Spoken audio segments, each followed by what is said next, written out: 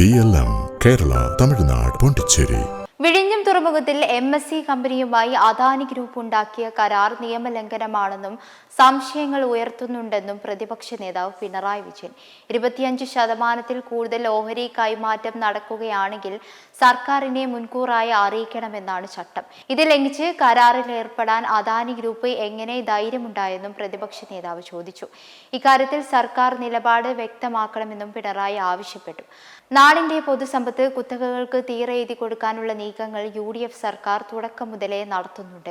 അദാനി വിഴിഞ്ഞം പോർട്ടിൽ വിദേശ കുത്തക കമ്പനിയായ MSC നിക്ഷേപം നടത്തുന്നത് വലിയ വിദേശ നിക്ഷേപമാണെന്ന് വരുത്തി തീർക്കാൻ ചിലർ ശ്രമിക്കുന്നുമുണ്ട്.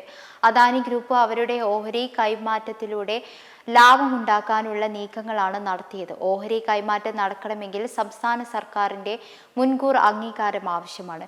മുൻകൂർ അനുമതി ലഭിക്കാതെ നടത്തിയ ഓഹരി കൈമാറ്റം കരാർ ലംഘനമാണ്. ഇക്കാര്യത്തിൽ സംസ്ഥാന സർക്കാർ നിലപാട് വ്യക്തമാക്കണം. അദാനി ഗ്രൂപ്പിന്റെ നീക്കം സർക്കാരിന്റെ അറിവോടെയാണോ എന്നും പറയണമെന്നും പിണറായി ആവശ്യമുയർത്തി. അദാനി പോർട്ട് സെബിക്ക് കൊടുത്ത അപേക്ഷയിൽ ഓഹരി ഇടപാട് നടന്നു കഴിഞ്ഞുവെന്ന് പറയുന്നു. ജൂൺ 29 തന്നെ ഒപ്പിട്ടു. കേരള താൽപര്യത്തിന് വിരുദ്ധമായ കാര്യമാണത്. വിഴിഞ്ഞം തുറമുഖം പുതിയ ഉടമയ്ക്ക് വിൽക്കുന്നതിന്റെ ആദ്യപടിയായി ഇതിനെ കാണാവുന്നതാണ്. ഷിപ്പിംഗ് കമ്പനിയായ MSC വിഴിഞ്ഞം തുറമുഖം നിയന്ത്രിക്കുന്ന സാഹചര്യം ഉണ്ടായാൽ അത് കുത്തകയായി മാറും.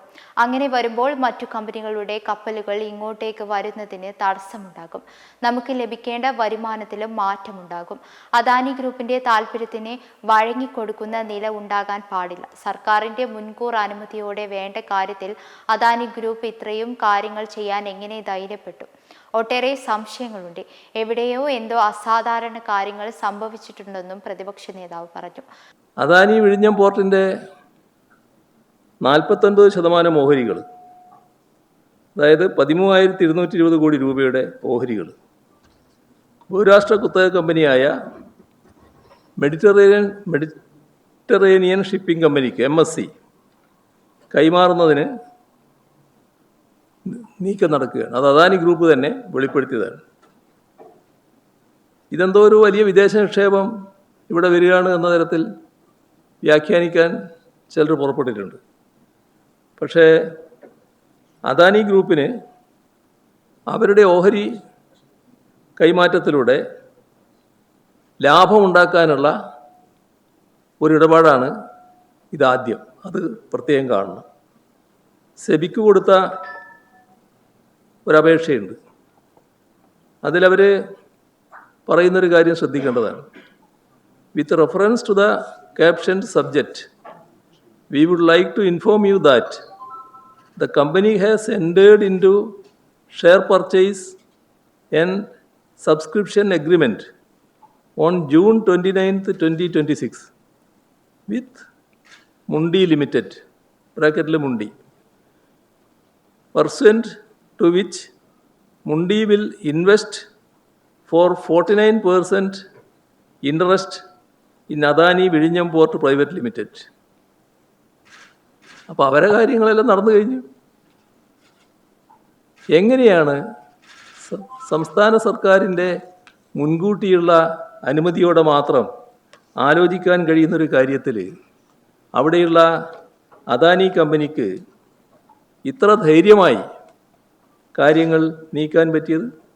അതേസമയം വീര്യം കുറഞ്ഞ മദ്യത്തിന് നികുതി ഇളവ് നൽകിയ നടപടിയെയും പിണറായി വിമർശിച്ചു. കേരളത്തിന്റെ താൽപര്യത്തിന് അനുകൂലമായി സർക്കാർ എടുക്കുന്ന എല്ലാ നിലപാടുകളെയും തങ്ങൾ പിന്തുണയ്ക്കും. സംസ്ഥാന താൽപര്യത്തിന് വിരുദ്ധമായി എന്തെങ്കിലും വന്നാൽ എതിർക്കുകയും ചെയ്യും. എതിർക്കുക എന്നതിനല്ല മുൻതൂക്കം നൽകുക. ആദ്യഘട്ടത്തിൽ UDF സർക്കാരിന്റെ പ്രവർത്തനം വീക്ഷിക്കാനാണ് തീരുമാനിച്ചിരിക്കുന്നത്. എന്നാൽ ഞങ്ങൾക്കുണ്ടായ അനുഭവം കടുത്തതാണ്. നമ്മുടെ നാടിന്റെ താൽപര്യത്തിന് വിരുദ്ധമായ ഒട്ടേറെ കാര്യങ്ങളാണ് നയമെന്ന രീതിയിൽ പ്രഖ്യാപിക്കപ്പെട്ടത്. കോർപ്പറേറ്റ് മുതലാളിമാരുടെ ലാഭക്കൊതിക്ക് കുടപിടിക്കുന്ന ഒരു സർക്കാരിന്റെ യഥാർത്ഥ മുഖമാണ് ഇന്നലെ നിയമസഭയിൽ കണ്ടത്.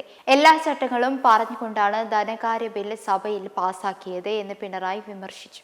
മെമ്പർമാരുടെ നിക്ഷേപങ്ങൾക്ക് ഉയർന്ന ലാഭവിഹിതം നൽകുന്ന കേന്ദ്ര സർക്കാർ സഹകരണ registered society Bharat Lajna multi state housing cooperative society limited.